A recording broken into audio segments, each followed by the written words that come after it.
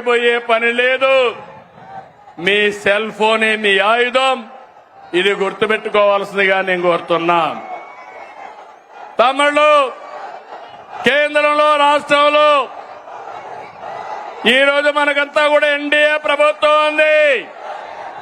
మన రాష్ట్రంలో double engine సర్కార్. అందుకే డబుల్ డిజిట్ గ్రోత్.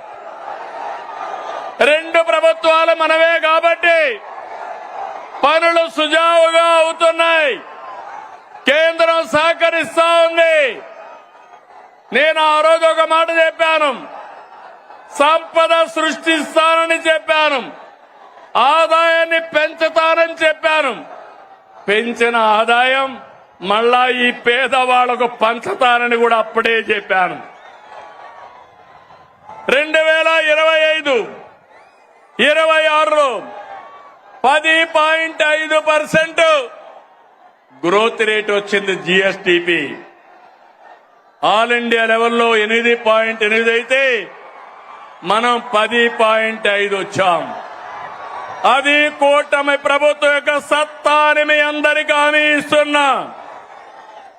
తమిళ్లో సంక్షేమం బాగుందా లేదా అని అడుగుతున్నా. అభివృద్ధి బాగుందా లేదా అని అడుగుతున్నా. గుంతలు పూడ్చామా లేదా అని అడుగుతున్నా.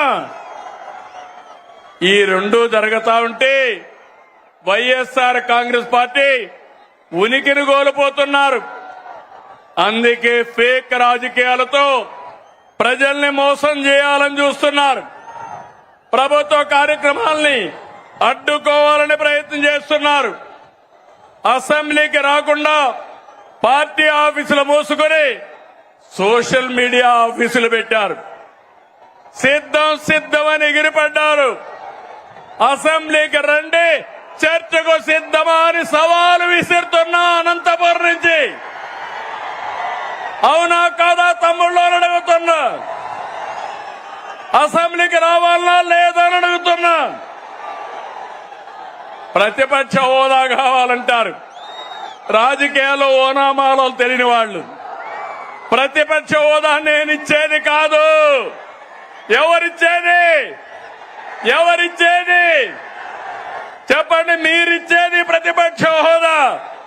ముఖ్యమంత్రి పదవి ఎవరిచ్చారు? నాకు ఎవరిచ్చారు?